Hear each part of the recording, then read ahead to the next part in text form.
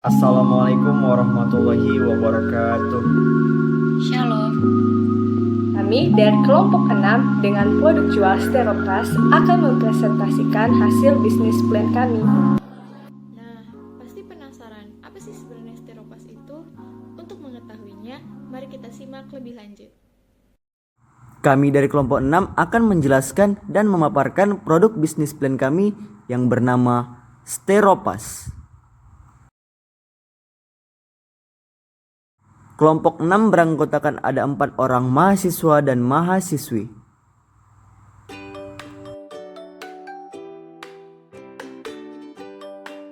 Kita akan membahas terkait dengan pemanfaatan teknologi, analisis pasar, analisis produksi, serta analisis SDM. Selain itu, kita juga akan membahas terkait dengan visi misi, rencana kerja, analisis keuangan, serta analisis dampak dan risiko pada bisnis plan produk yang akan kita paparkan. Sudah penasaran kan dengan produk bisnis plan kita?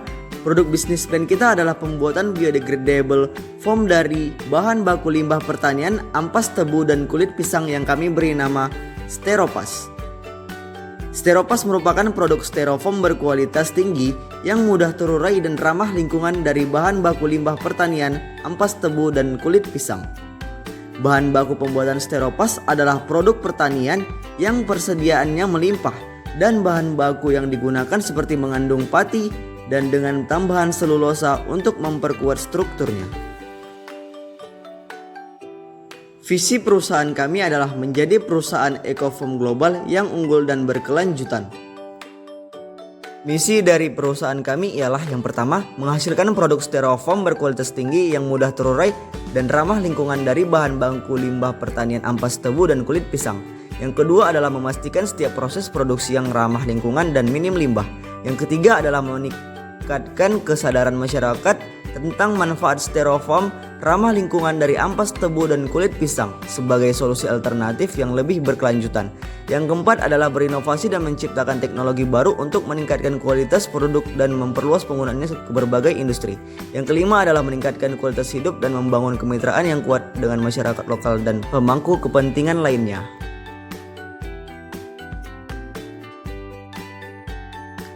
Steroplast merupakan produk yang berguna sebagai wadah makanan yang memiliki kualitas tinggi serta ramah lingkungan sebagai penggunaan styrofoam. Adapun beberapa manfaat dalam penggunaan Steroplast ialah pertama, menghasilkan produk biofoam yang berkualitas tinggi yang mudah terurai sehingga ramah lingkungan yang berasal dari bahan baku limbah pertanian, yaitu menggunakan ampas tebu dan kulit pisang. Yang kedua ialah setiap proses produksi dalam pembuatannya itu ramah lingkungan dan minim limbah yang mengurangi dampak terhadap lingkungan.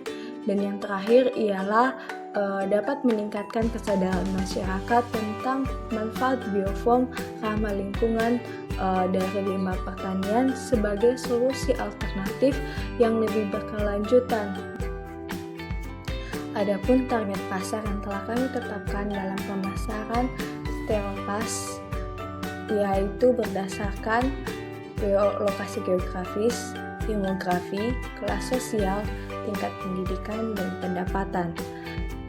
Berdasarkan lokasi geografis, target pasar dalam pemasaran produk ini yang sudah kami pilih yaitu adalah orang-orang yang tinggal di daerah perkotaan. Alasan ini didasarkan karena orang-orang yang tinggal di daerah perkotaan cenderung telah memiliki kesadaran terhadap produk-produk yang ramah lingkungan dan berkelanjutan. Dan kami menetapkan daerah yang paling bisa kami jangkau yaitu di daerah Kota Medan. Yang kedua ialah berdasarkan demografi. Target pasar yang telah berdasarkan demografi adalah orang-orang yang berusia antara 20 sampai 50 tahun. Karena pada interval umur ini orang-orang lebih cenderung peduli terhadap lingkungan dan memiliki pendapatan yang cukup untuk membelanjakan produk berkelanjutan dan ramah lingkungan yang harganya mungkin lebih mahal dibanding produk pada umumnya. Yang ketiga ialah berdasarkan kelas sosial. Target pasar kami adalah orang-orang yang berada di kelas menengah atas, karena mereka cenderung mampu membeli produk berkelanjutan dan sesuai dengan kemampuan ekonomi mereka. Yang keempat ialah berdasarkan tingkat pendidikan. Target pasarnya ialah orang-orang yang memiliki pendidikan gelar sarjana atau lebih tinggi, karena telah memiliki pengetahuan dan kesadaran yang lebih terhadap produk-produk yang memiliki dampak positif maupun negatif terhadap lingkungan, sehingga ada kecenderungan untuk memilih barang-barang yang ramah lingkungan karena telah memiliki kesadaran terhadap hal tersebut. Yang kelima ialah berdasarkan pendapatan. Target pasar adalah orang-orang yang memiliki pendapatan tahunan sebesar 48 juta per tahun atau lebih, karena orang-orang pada pendapatan ini cenderung mampu membeli produk yang berkelanjutan. Strategi pemasaran Stereofast ialah yang pertama kegiatan promosi. Promosi produk ini dilakukan secara tidak langsung dan langsung. Secara langsung ialah melalui perkenalan produk kepada masyarakat dengan brosur, banner, pamflet, ataupun lewat sosialisasi. Kemudian yang kedua ialah secara tidak langsung, yaitu menggunakan berbagai platform media sosial seperti Instagram, Facebook, TikTok, Shopee, dan membuat web produk serta iklan yang bisa ditampilkan di sosial media ataupun koran. Yang kedua ialah strategi penetapan harga. Harga jual produk Stereofast ditetapkan dengan mempertimbangkan harga pokok penjualan dan margin serta harga produk pesaing di pasar. Harga untuk setiap unit Stereofast itu ditetapkan sebesar Rp3.500 per pieces. Nah, walaupun harganya mungkin lebih mahal dibanding produk lainnya, namun konsumen dapat mempertimbangkan untuk membeli produk Stereofast karena yang pertama ialah kualitasnya, kedua juga ramah lingkungan dan merupakan produk berkelanjutan serta dapat meningkatkan dan mensejahterakan ekonomi petani. Bahasan lebih lanjut mengenai analisis produksi ini ialah yang pertama, analisis kebutuhan sumber daya manusia. Untuk jabatan yang dibutuhkan ada dua posisi, yaitu tenaga kerja departemen produksi dan tenaga kerja pembantu pengrajin. Untuk tenaga kerja departemen produksi, jumlah orang yang dibutuhkan ialah 1 orang dan minimum tingkat pendidikannya ialah SLTA atau SMA atau sederajat dan pengalamannya minimal 2 tahun serta memiliki keterampilan khusus dalam perencanaan produksi. Yang kedua ialah jabatan sebagai tenaga kerja pembantu pengrajin. Jumlah yang dibutuhkan ialah sebanyak 1 orang, minimal tingkat pendidikannya ialah SLTA atau SMA atau sederajat, serta minimal pengalaman dalam bidang tersebut selama 1 tahun dan memiliki keterampilan khusus sebagai pengrajin atau pendidikan seni pengrajin. Yang kedua adalah struktur organisasi dan uraian kerja.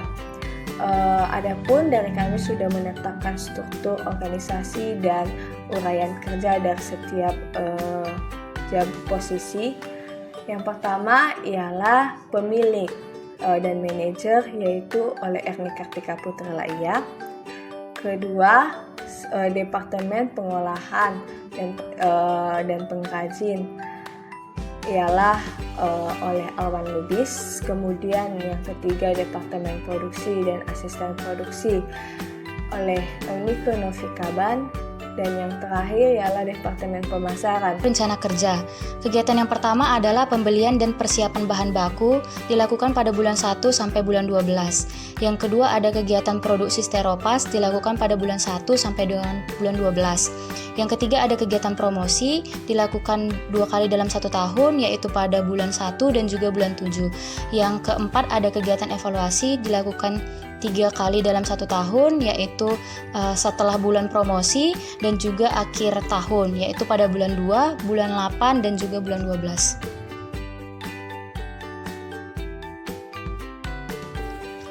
Selanjutnya yaitu analisis keuangan. Mesin produksi yang pertama mesin penghancur atau pencacah volume 1, harga per unitnya yaitu 4.650.000. Yang kedua ada mesin pengaduk volume 1, harganya 3 juta. Yang ketiga ada tangki pencampur volume 1, harga per unitnya yaitu 7 juta. Yang keempat ada mesin ekstrusi volume 1, harga per unitnya 13.500.000. Kemudian bahan baku yang pertama ada ampas tebu, kebutuhan rata-rata per bulannya 20 kilo. Yang kedua ada kulit pisang, kebutuhan rata-rata per bulannya 15 kilo. Tidak dilakukan pembelian karena dilakukan kesepakatan dengan pengusaha air tebu dan pengusaha olahan pisang. Selanjutnya yaitu bahan penolong, yang pertama air, yang kedua tapioka, gliserol, magnesium stearat, PVA, karagenan, dan emulsifier.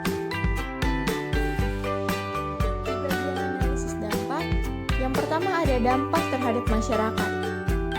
Dampak positif dari hal ini yaitu menciptakan peluang kerja bagi masyarakat setempat, meningkatkan kesejahteraan ekonomi, dan mengurangi ketergantungan pada limbah pertanian.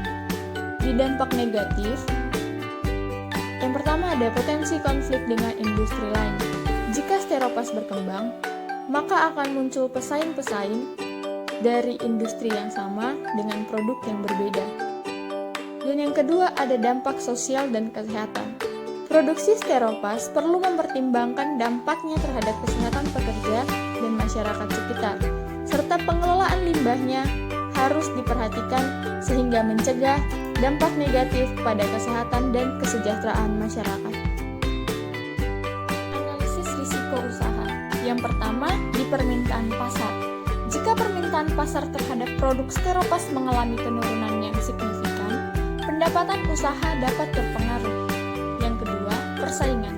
Adanya persaingan yang ketat di industri styrofoam atau industri pengolahan limbah pertanian dapat mempengaruhi pangsa pasar dan keuntungan stereopas. Yang ketiga, biaya produksi. Fluktuasi biaya bahan baku, biaya produksi, antisipasi risiko usaha. Yang pertama ada diversifikasi pasar. Mengurangi ketergantungan pada satu pasar atau pelanggan dengan memperluas jangkauan pasar. Yang kedua, inovasi produk dan proses. Terus melakukan inovasi dalam produk stereopas serta proses produksi untuk meningkatkan daya saing dan efisiensi. Yang ketiga, manajemen keuangan yang cermat. Mengelola keuangan dengan hati-hati, termasuk pengelolaan kas, pengendalian biaya, dan pengelolaan piutang. Dan yang keempat, menjaga kualitas produk.